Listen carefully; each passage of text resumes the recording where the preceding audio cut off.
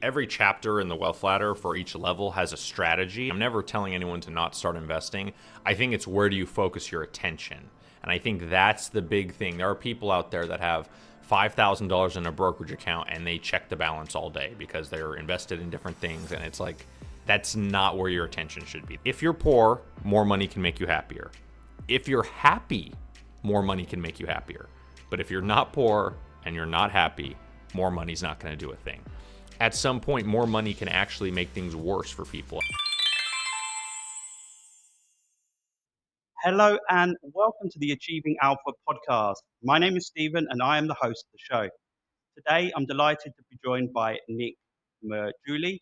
He is the COO at Ritholtz Wealth Management, as well as the author of the Wealth Ladder book, which is just out right now.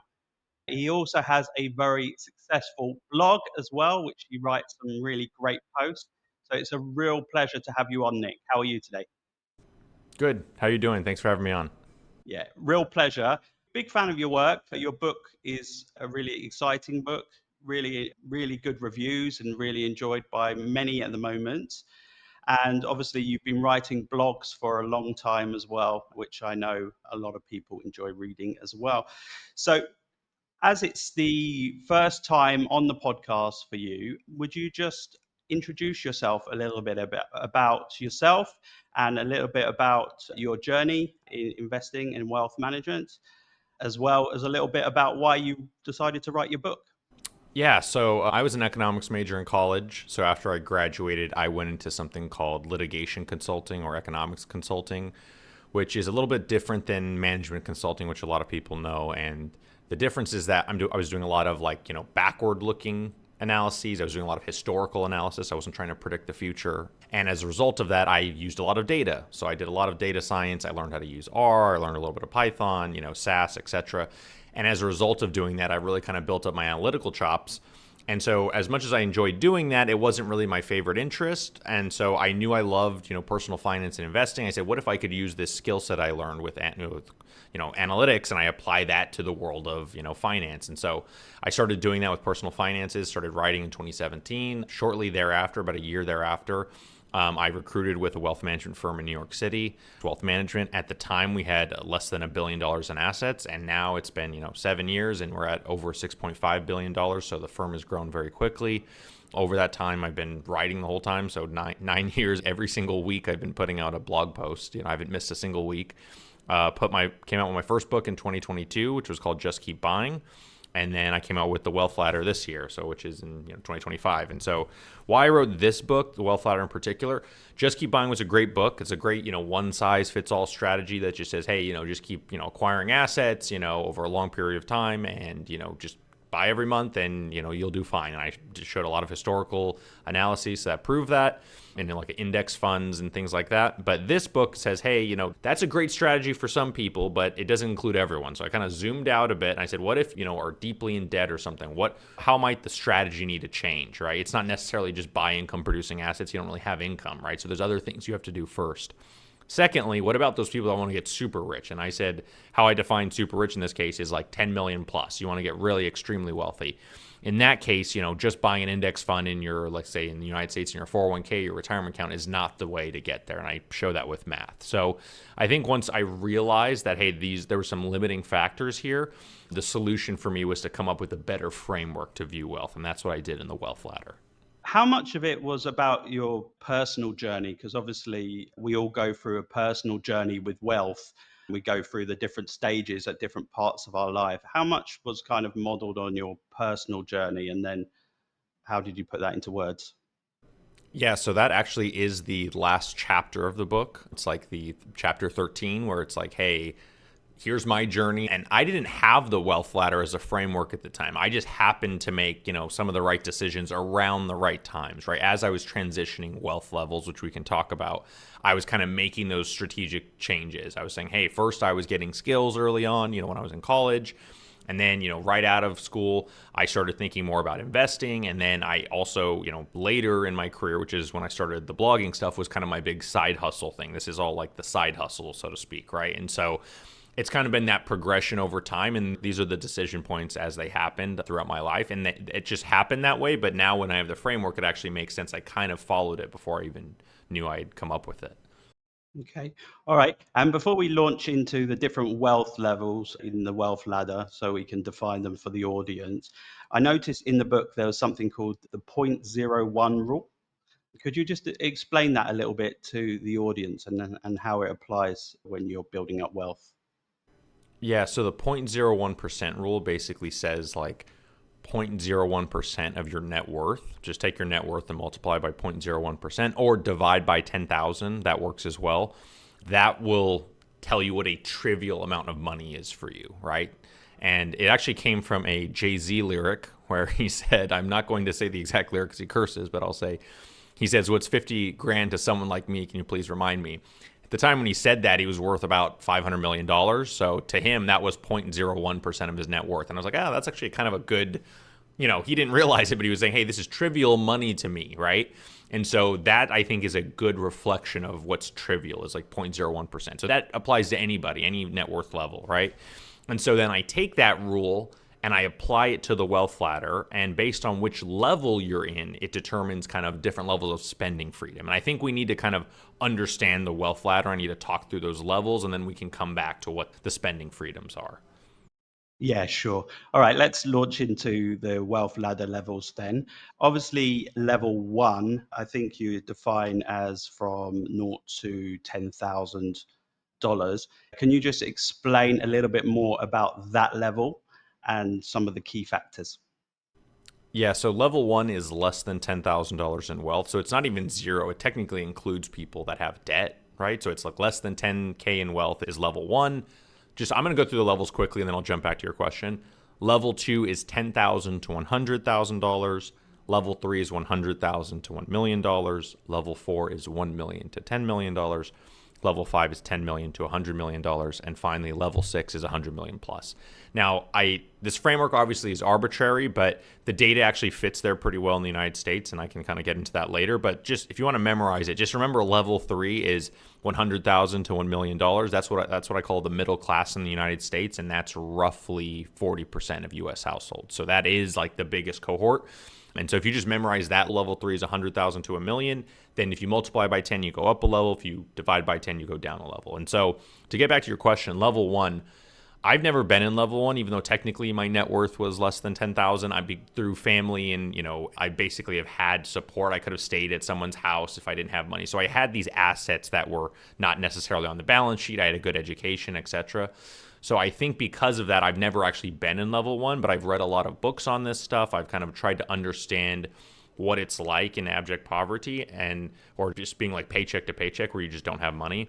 And I think one of the things there, the thing to focus on is like getting to some sense of safety. So obviously that means like an emergency fund, having like financial safety, but I also think about like who in your network do you know that can help you out? So if you are in level 1, like do you have friends or family you could rely on to get yourself out of that level and get to a place of safety? I think that's so important because, the thing I say is across the wealth ladder, across each one of these 6 levels, something is being amplified, right? And in level 1, the thing that's amplified is bad luck, right? You have just a common, an annoyance for someone higher on the ladder could really send your life down a different path if you're in level 1. For example, you get a flat tire on your car. Now it has to go into the shop. Let's say you don't even have money to repair it. You can't get to work. You lose your job, right? You can imagine like this, one little thing, which is not that big of a deal to most people with more wealth, can possibly really just derail you if you're in level 1. And so the whole point is to get out of level 1 so you don't experience any sort of bad luck, or if you do experience bad luck, it's not as detrimental to your financial journey. Yeah. And I guess level 1, people are generally living paycheck to paycheck, right? And if you have something that's slightly unexpected and that's not in plan, that can really cause you big problems, whether that be that you can't live somewhere or whether that be that you can't buy food. I guess it's like really not having much support as well, I guess. Yes, that's exactly the issue, right? And so because in general, people in level 1 don't have high incomes, and so they're always kind of just trying to, make ends meet, so to speak. And so because of that, the thing you got to do is get that safety. So if you ever, fall behind a little, you have something to kind of for a buffer. And then after that, the goal is, increase your income. What can you do to kind of help with your career so you can earn more over time? Yeah. Okay. So the main way to get out of level one, if somebody is in level one, is to try to generate more income. Is that your advice there? Not initially. That's not my initial advice. Like, yes, if it's possible, but usually that takes a much longer time. The way to get out of level one is to do your bet. You do have to. I think of all the places where you have to try and cut back, it's there. You might have to be extreme. I'm not a fan of cutting spending as a general advice. I think if you're in an extreme scenario, it can make sense to do it, but you have to be really careful about when you think about that, because I don't want you to stress yourself out about every time you spend money. At the same time, like, if you're in a really bad place where like you're literally one missed paycheck from like going into a financial tailspin, I also think it can make sense to just build that safety. Once you get to the safety, you don't have to worry as much. So that's what I would say. It's like the main thing to do is like create safety, whether that means financial safety, whether that means through your network, friends, family, etc. Get to some place where you have some sense of stability, and that's the key there. And it's obviously very difficult. It's not easy just to like have all that, but it's like if there's ways to do that, build that into your life so that you can get out of level one. Yeah, because I agree with you, because I think cutting spending is might be good in the very short term in order to manage a specific situation, but it's not sustainable long term, right? Because people can't live like that throughout. So it's not really a plan, it's more of a crisis measure. Yeah, I agree. And trust me, I'm not the person to say cut your spending. It is not the way to build wealth. I think it is a way to get to safety. After that, though, you have to raise your income because just you can only cut so much. Okay. And level two, which is between $10,000 to $100,000, I think you defined it as. Can you tell me a little bit more about this level and things that people need to watch out for, and the way that you kind of move into level two and you try to keep continuing to go up? Yeah, so I think there's two types of people in level two. There's people who are only in level two because they haven't had enough time to get out of level two. And then there's people who are in level two and they're unlikely to get out without kind of some change in their career to raise their income, right? And so I know I keep coming back to this idea of income, but I've looked at the data, I've sliced it every way you can, and income and wealth are the most positively correlated things in all of personal finance. I've not found a stronger relationship in the data than income and wealth. What that means is the higher your income, in general, the higher your wealth, and it's like the best leading indicator. If you have a high income, you're very likely going to have a high wealth. And so it's very rare to have high income and low wealth, or high wealth and low income, right? One or the other. They're usually paired together. And so because of that, I emphasize that. So once again, if you're in level two, let's say you just graduated school, like you just graduated college, you have like a decent education, you have a good job, right? And you're like, oh, I'm still in level two, or I'm maybe just, barely level one going into level two. I think your issue is not like, oh, it's something you need to change. It's just you haven't had enough time to get out. So like young people in level two doesn't really tell me a ton yet, without knowing more about their situation. But if you're like a bit older, if you're in your, let's say you're mid to late 30s or you're in your 40s and you're in level two, then it's most likely that you are not earning enough or saving enough from your earnings to get out of there, right? And so I think the way up is to focus on building more skills, whether that means getting an education, whether that means just learning a different type of skill set so that you can earn more and then kind of move up the wealth ladder and into level three and beyond. Yeah, because I think a lot of people, including probably yourself and myself, when we first start out, maybe we just graduated from university or college and fairly low earning to start off with entry level jobs as you come out of university. I think that just means that you need a little bit more time to continue to develop your skills, etc.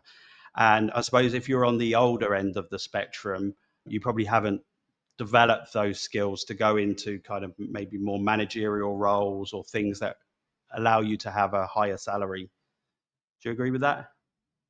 Yeah, and I don't think it necessarily needs to be a salary per se. That's how most people earn, is just through a 9 to 5, but there are other ways to make money. And so exploring those opportunities, what fits your skill set, and kind of going from there. I know people that have started businesses. I'm not saying that's the only way to go. That is a possibility, though. So think about what's your skill set, what value can you provide to people that they're willing to pay for, kind of work from that starting point and then move forward from there. Okay. And is your advice on people at that level, should they be starting investing or should they be thinking about getting more capital first before they start investing? What's your view from when you're kind of towards the end of level two?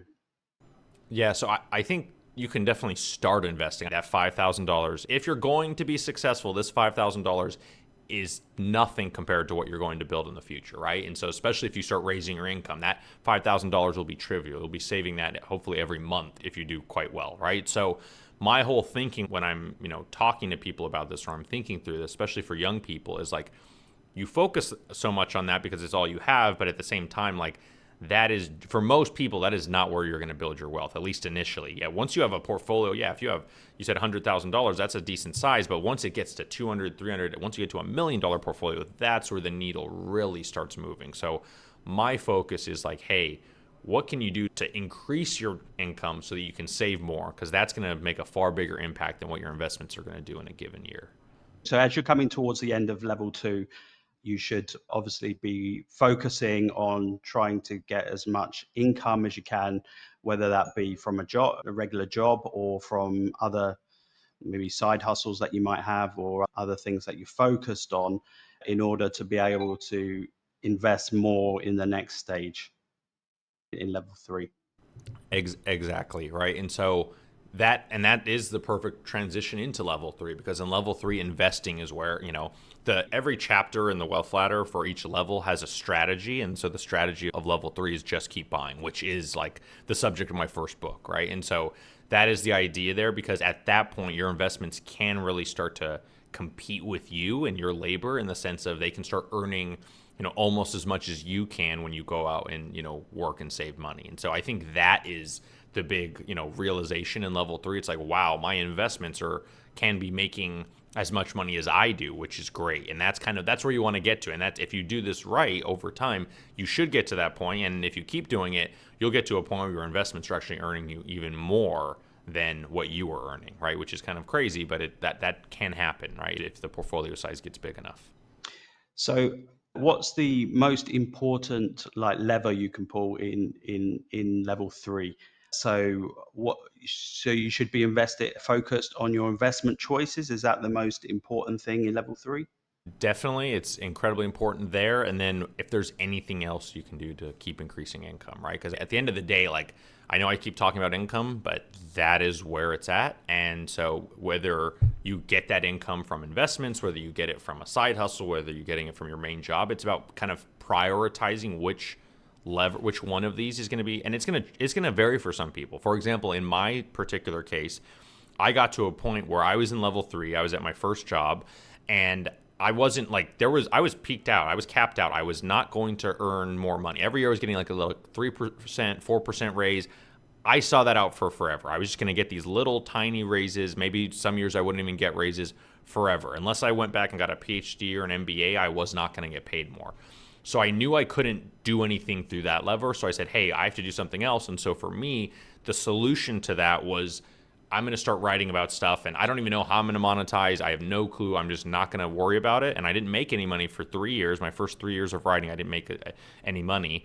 And then eventually, I started running web ads and all this stuff. And so I did start making money. But I took the long road to get here. And I really just got better at writing, got better at my craft. And so for me, it was a very long road before I started earning money. But that was the right solution for me. It was, hey, don't worry about your career as much and earning more there. Let's focus on what we can focus on, which is, all the writing and all the other thing, which is my side hustle in this case. And so I think every person's going to be different. For some people, it's like, oh, I need to work harder so I can make partner, or so I could do this or get this promotion.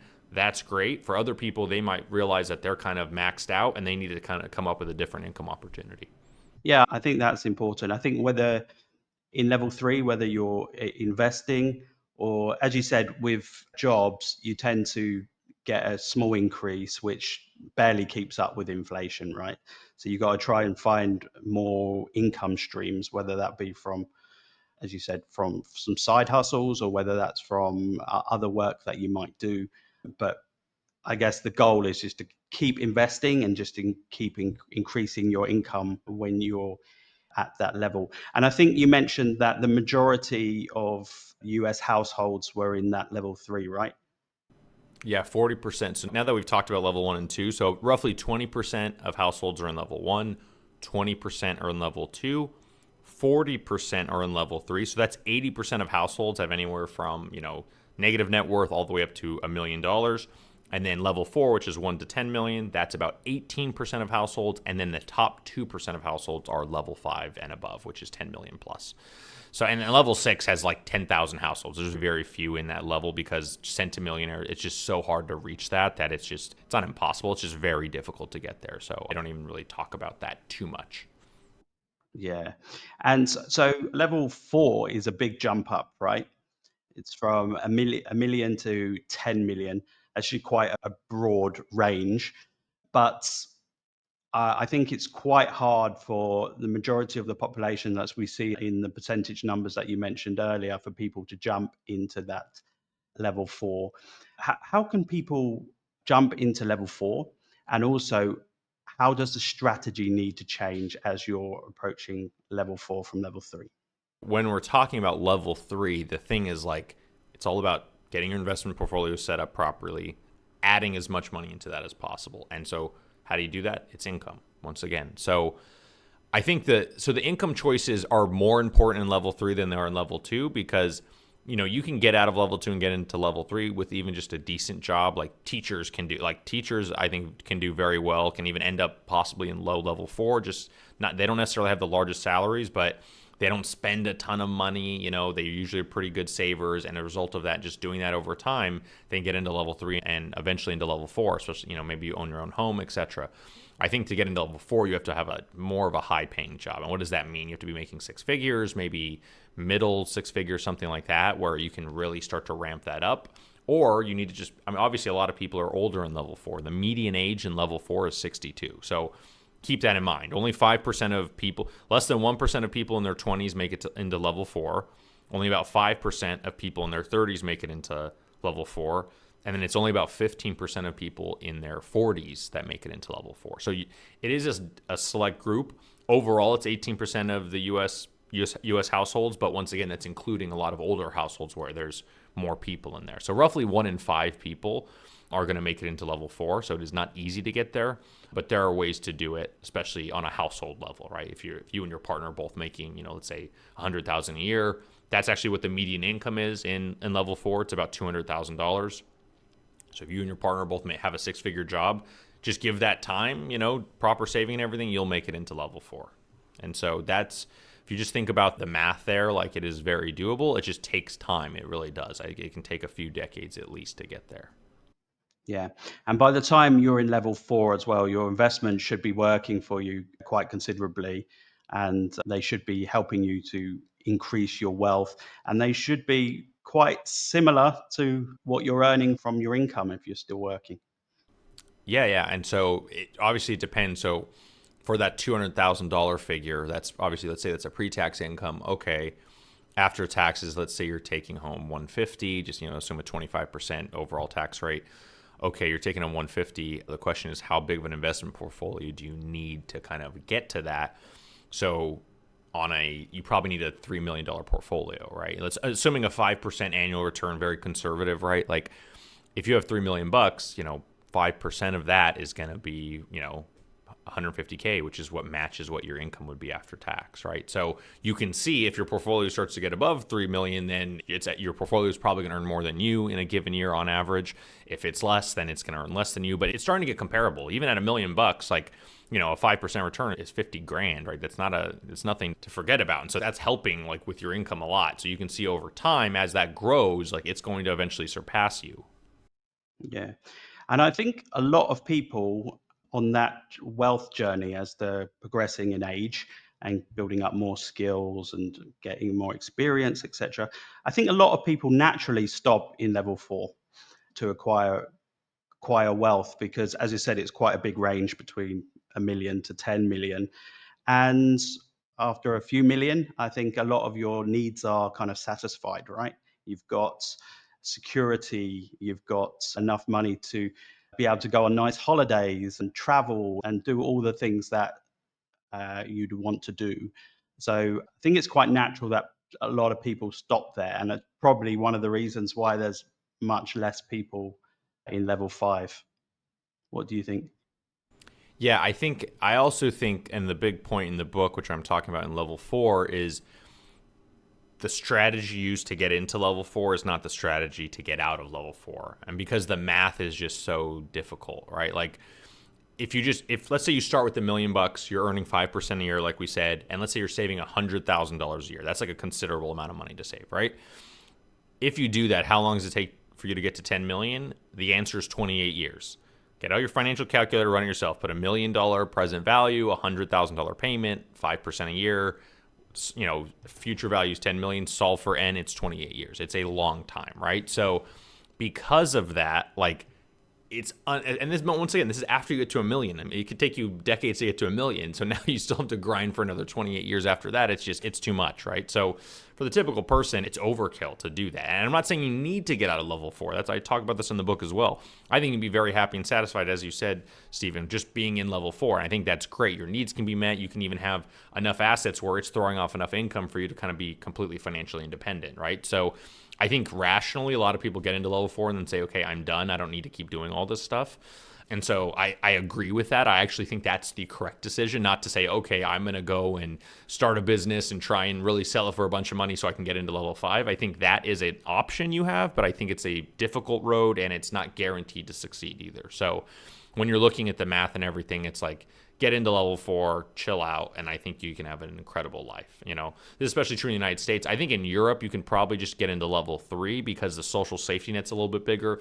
In the US, healthcare costs are larger, things are more expensive, so I think you need a little bit more buffer than you might need in Europe. So just something to think about as well. I think this is why also the expat movement is big, because people can go to other countries and they are now in a much better spot financially just by moving geographies. Even though they had less wealth, they could have a very similar lifestyle being somewhere else. I wanted to talk as well a little bit about the trade-offs of going between the levels as well, right?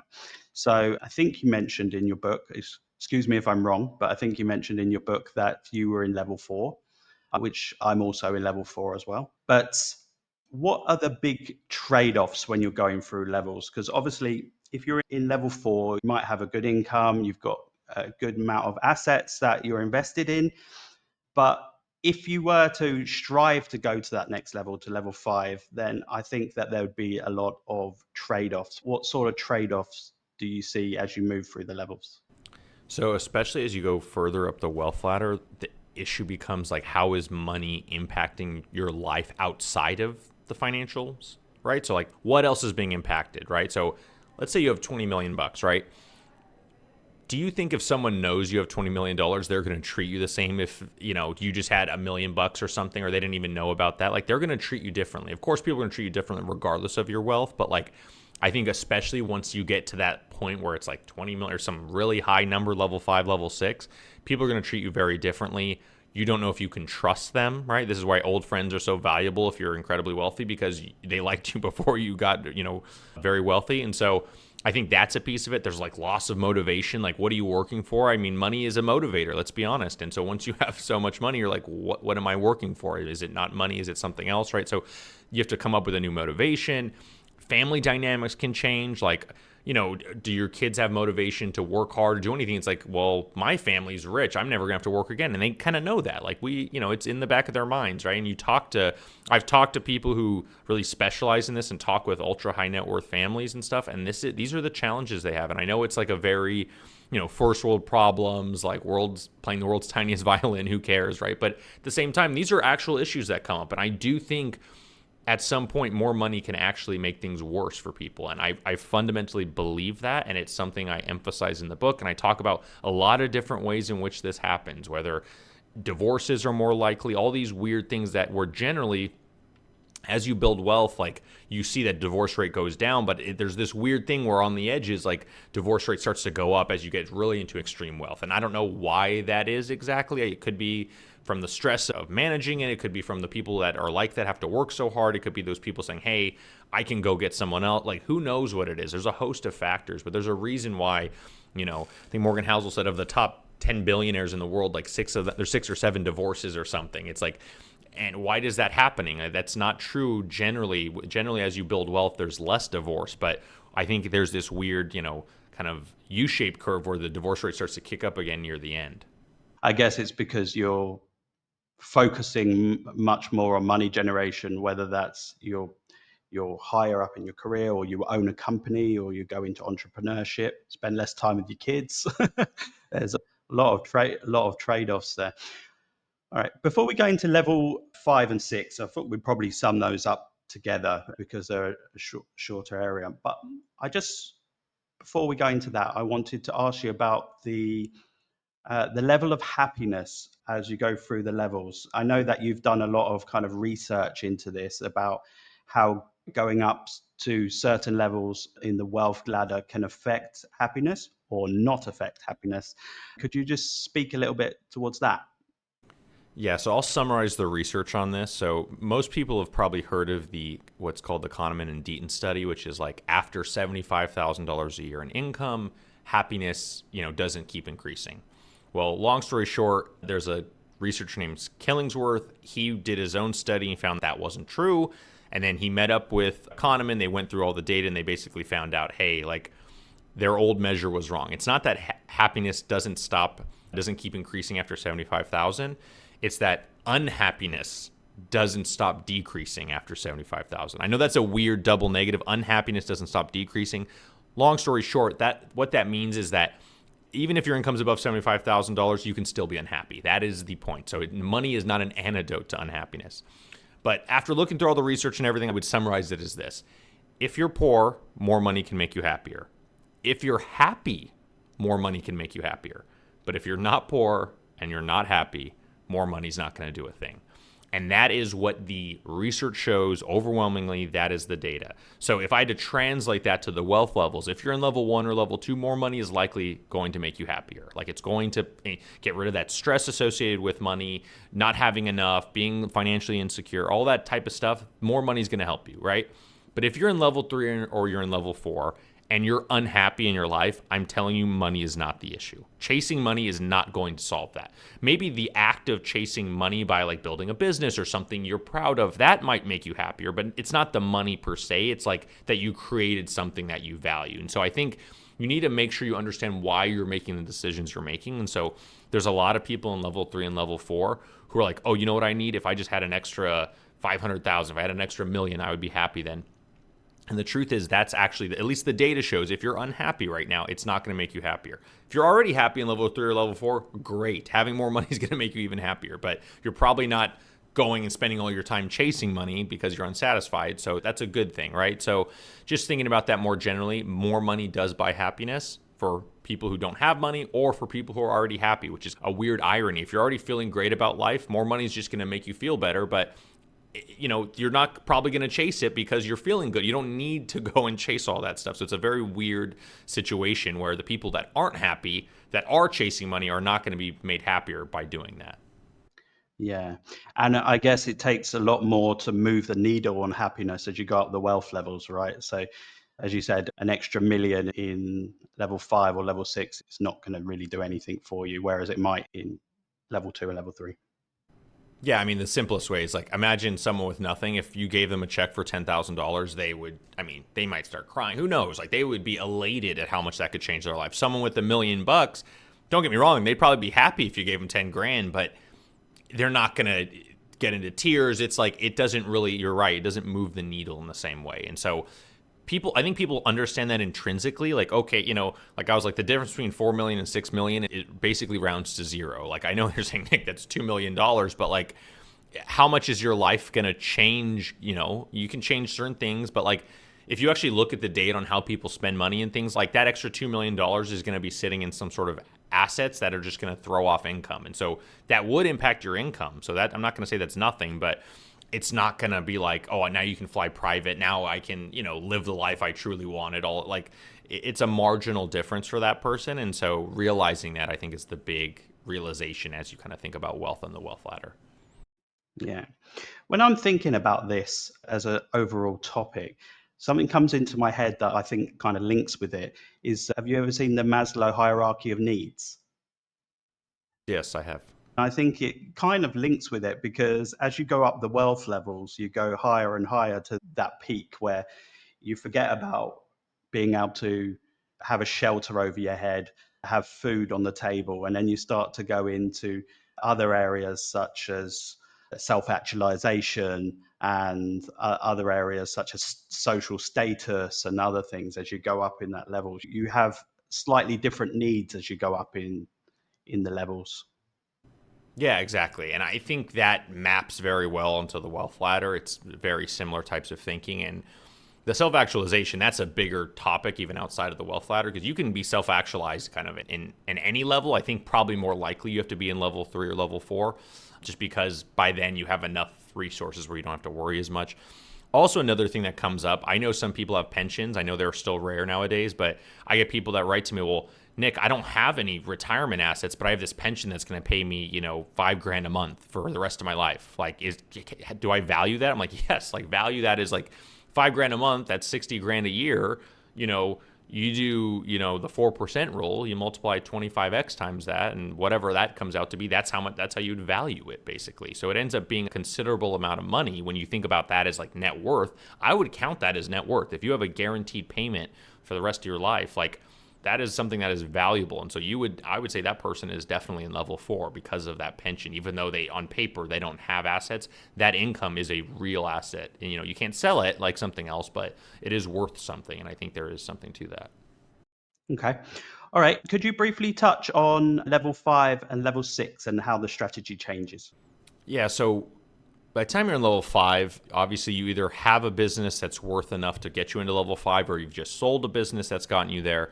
That's basically the only way that most people get there. There are exceptions. Well, Nick, what about athletes? What about actresses or entertainers? Like, yes, like those people can get there because they have very high pay. Let's just assume you're not one of those people. They are incredibly rare. So because of that, like the only reasonable way most people are going to get there is through having equity in a business. Now, that could be you own your own business and you have a very large chunk of it, or you join a startup that ends up selling for a lot of money. So you can think about all the people with NVIDIA shares. They got in early to NVIDIA. They've been there a long time, and now those shares just go up, by a ton in value, and now they're worth 10 million, 20, 50, whatever. So I think that is how it can happen. That's another way to think about it. Obviously, those types of events are rare, but that's kind of why, level 5 and level 6 are hard to get to. So the things to think about there is if you're in that level, it's like, how do you scale it? If you have a business, how do you make it bigger? Or do you sell that business and start a new one where you don't make as many mistakes the next time you go around? That's another option, just in terms of the financial stuff. I think also you have to start thinking about like protecting your wealth. I think especially in level 5 and 6, because if you're all for those people to have most of their wealth in their business, they might have 90% of their wealth in their business, and they're like, if they're not diversifying in some way, they could lose that. And so there's obviously trade-offs associated with diversifying. You give up some upside potential if the business keeps growing, but you protect your downside as well. So I think I would think about those types of things. Start hiring professional services, advisors, estate planning, all that stuff starts to come into play in level 5 because those types of services can easily pay for themselves, right? Like if you on tax or something, like easily you could, the fee you're paying is nothing compared to the value because you just have so much more wealth and so many more opportunities to use it to save money. So that's what I'm thinking about on the financial side. Most of the stuff I focus on in the book, though, is on the non-financial pieces of level 5 and level 6, which I already kind of talked about a little bit. Family dynamics, loss of trust, changes in motivation, all these types of things. This is true. This can happen anywhere on the wealth ladder, but I think it's more true the higher you go up because money doesn't have the same impact as it once did. And so realizing that is incredibly important.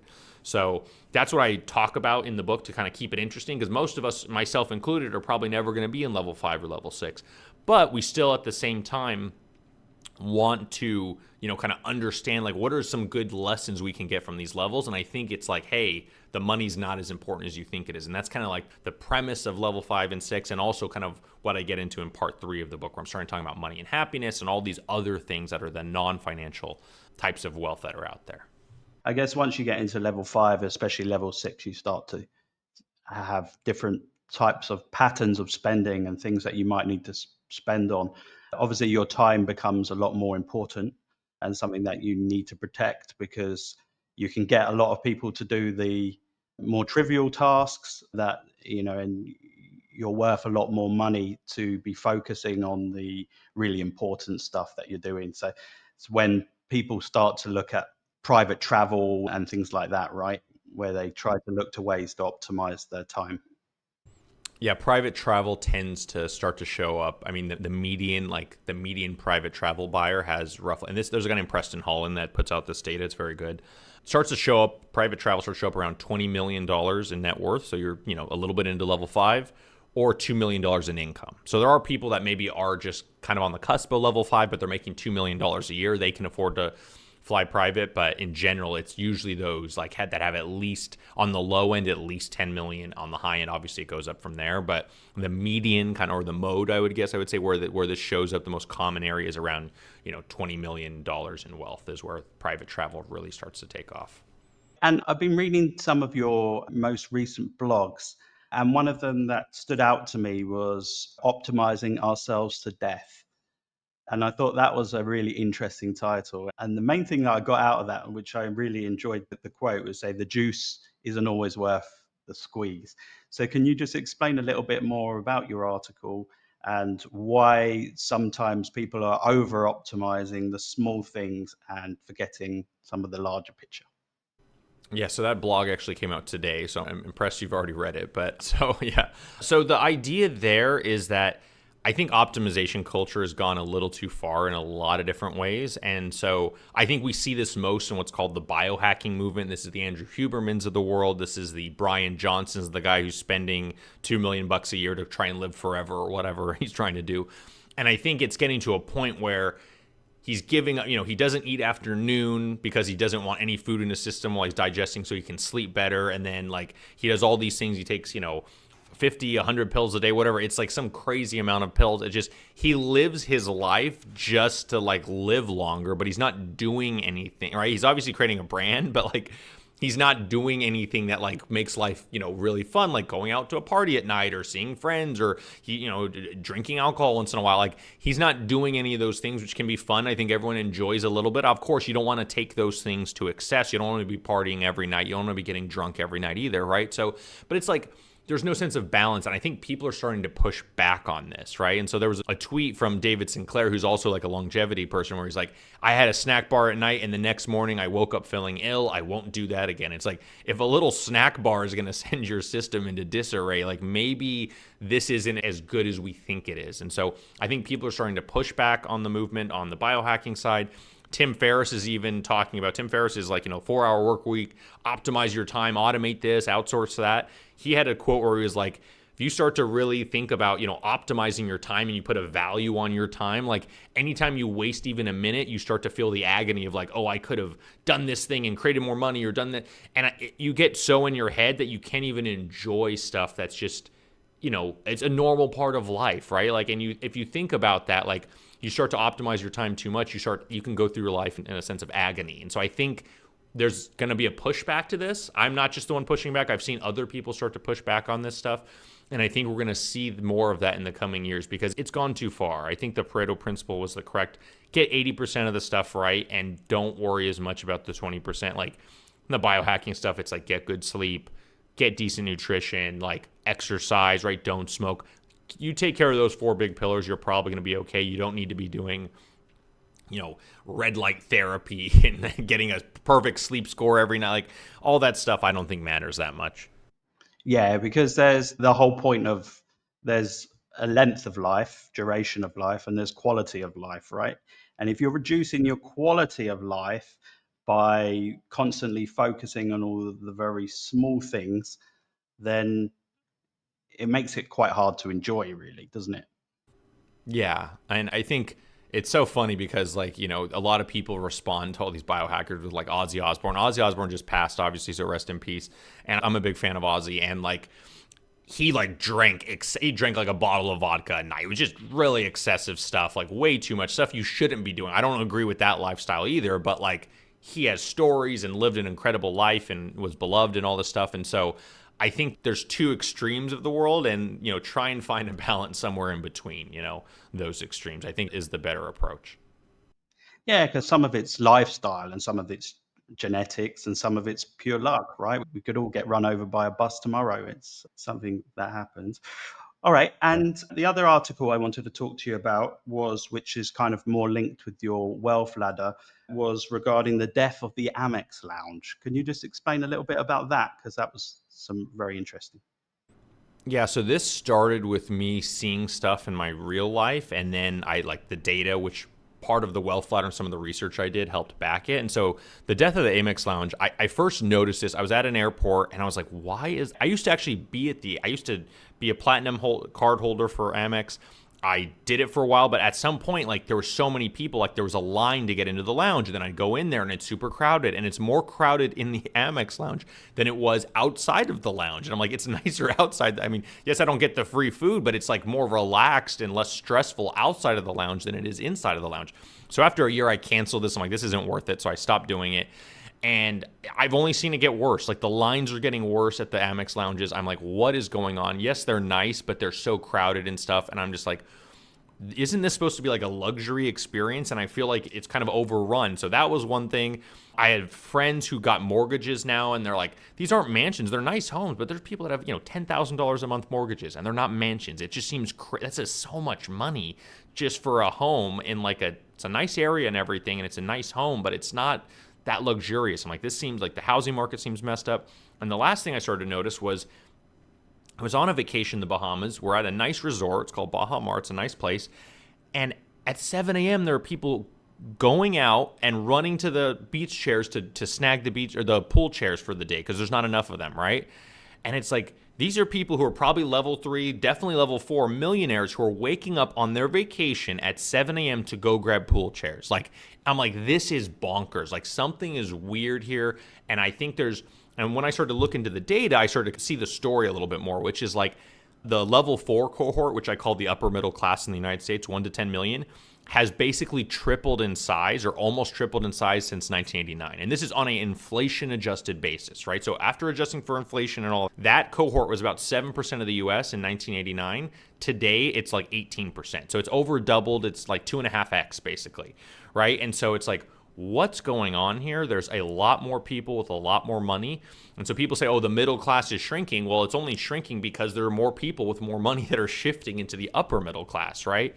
And so, that 18% of people, that is a lot of people, and there's not enough services and not enough amenities out there to serve them. That's why the Amex Lounge is overrun. That's why Baha Mar, it's hard to get a pool chair. And this is not just Baha Mar. Like, there's been articles written about this. People doing all this stuff. Like, it's crazy, all the stuff. Like, you have to put in a reservation for all your dinners before you get there because there's not enough seats. So if you show up to Baha Mar with no reservations, good luck. Like, you might get lucky and get one dinner while you're there. All of them will already be reserved out for the whole trip. So there's just not enough capacity for all the people that are coming into these places, and it's creating all these, just, I would say, not the best experience for someone. You work hard, you get to level 4, oh great, now let me enjoy the success, and it's a rat race even at the top, which is kind of crazy. And I think that's the big takeaway that I saw in the data.